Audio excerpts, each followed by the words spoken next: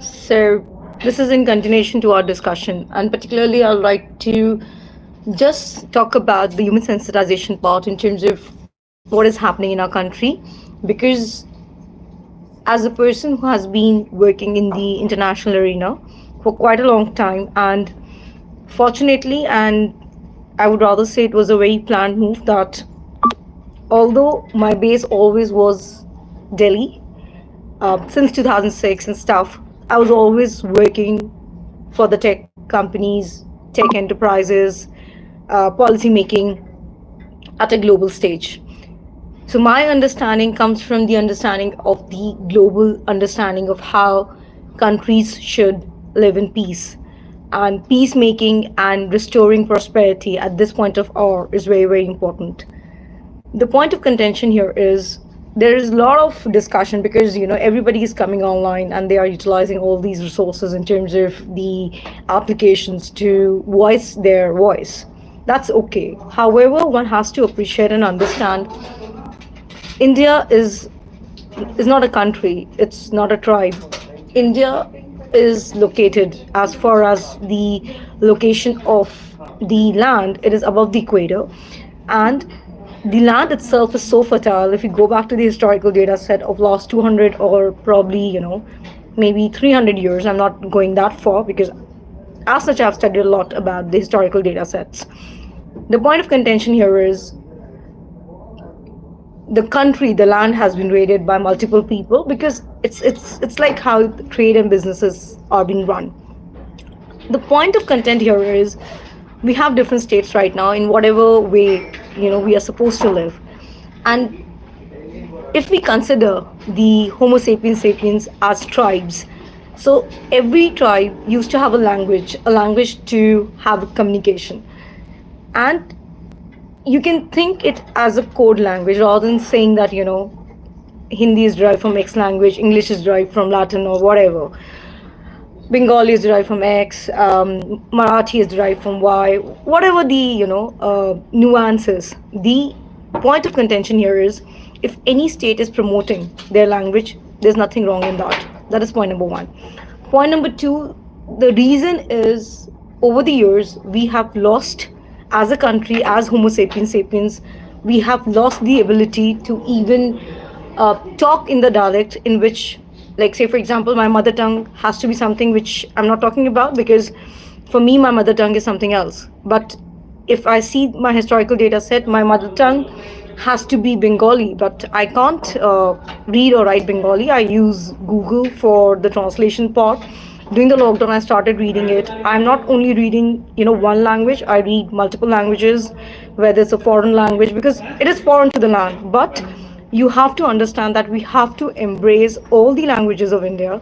And if in any particular state, the state government is emphasizing on that language, it is not that they are, trying to be a Hitler, if we go back to the German history, but trying to emphasize that if you're staying there, you should know the language. You have to take it in that good spirit because there are only few places, and particularly if we talk about India right now, Delhi is the only place where, it is not a state which is like language owned. Here, you will have the dialect of so many people. I mean, so many people try to come to the metro cities, and Delhi being the hub where the central and the state government works in synchronicity, everything happens at Delhi. So if you go to any of these news channels, you will see that. And why I am talking about this here is after the lockdown, I was in Mumbai and I was staying at the government guest house. And I was keen to learn the language. I had communication with the people there and just a little bit of Marathi in terms of, just embracing the language because each language of India is very sweet. I mean, even before the lockdown, I used to have a very big team which was working under me. Languages of world are very sweet. Okay, my friend here is saying that all languages of the world is very sweet. And yes, all the languages are sweet. So the point of contention here is if you are in a state and if you're not able to embrace the language, don't fight on it. Rather, take it as an opportunity and upscale yourself in the language. Let me tell you, when you upscale yourself as a Homo sapiens sapien, you become your better version. Take it in that spirit. I mean, you will see in all the states, whether it's like if I have to compare, I'll compare Maharashtra and I'll compare, okay, somebody's saying hi. So, hi to that person. So, I was talking about Maharashtra and I'll talk about Kolkata. Kolkata used to be Calcutta. It was C, which has been replaced with K over the years, maybe due to the political scenario. But the point I'm trying to make here is all the languages of the world are very sweet. So rather than fighting on the part of the language that, I'm not going to talk in this language, or I'm working in a bank, I'm not supposed to talk in this language.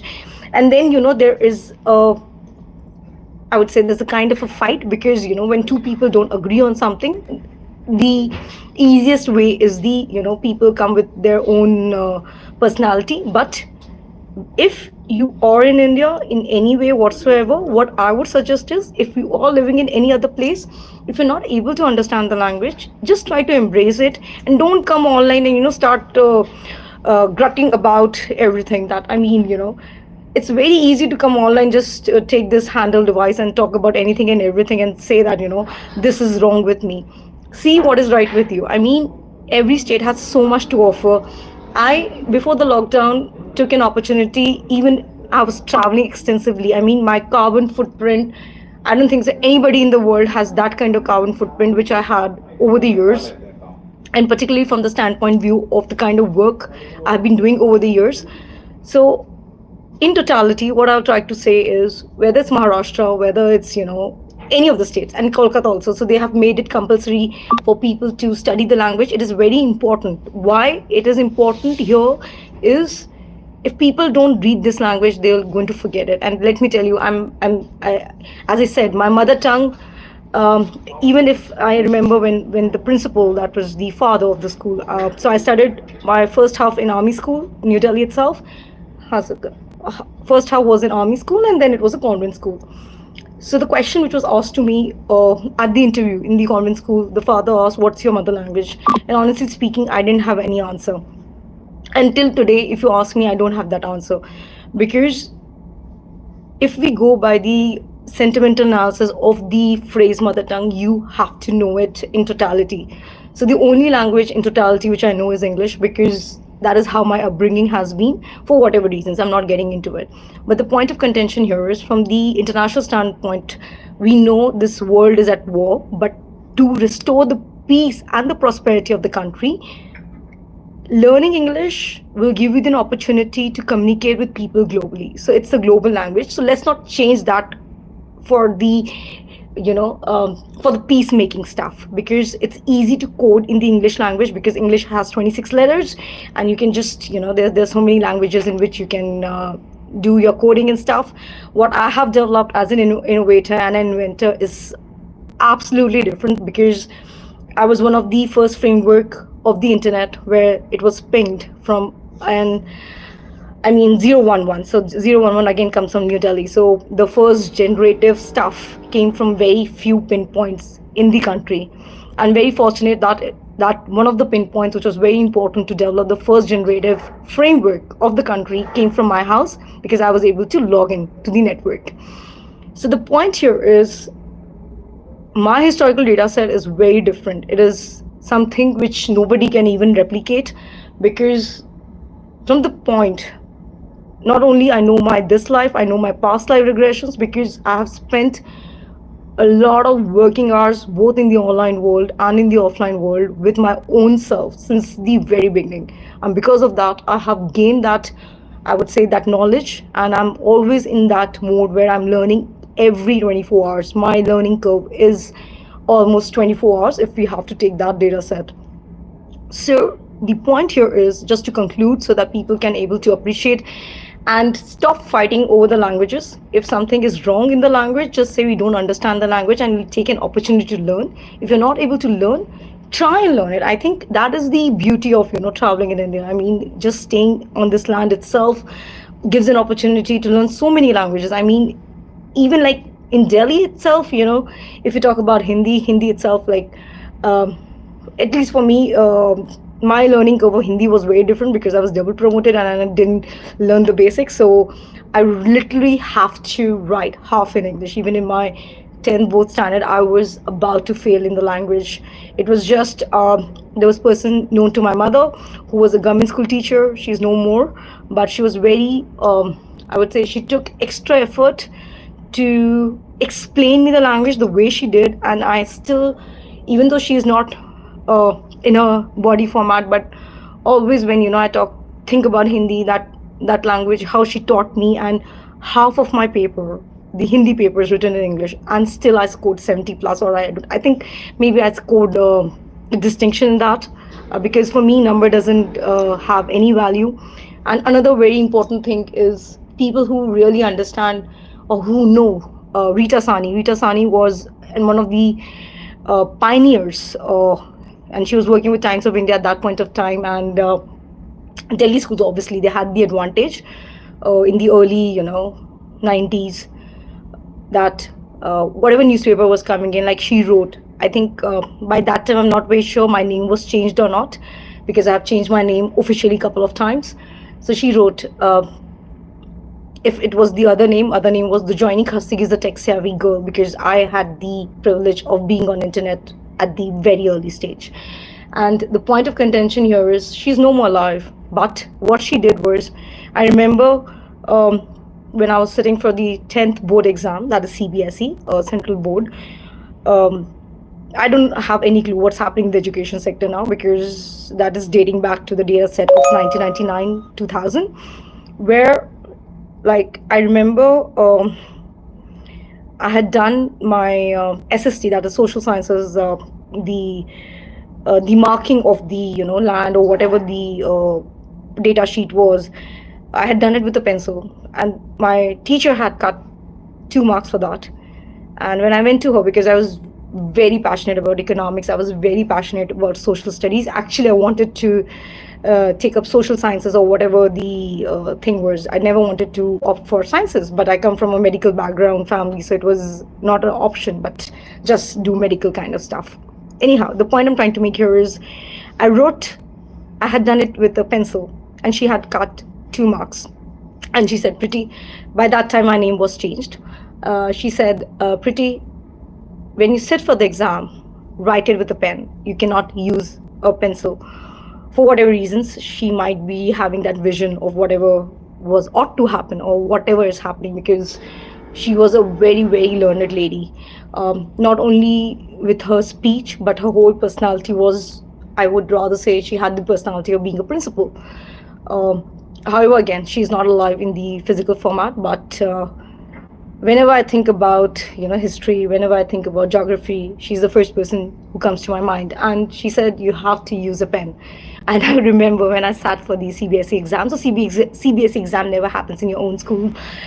Schools are selected, the other schools are selected. I was there, and again, I was picking up the pencil, and it was like, her voice echoed in my head that, Prity, you are using a pencil. I was like, oh gosh.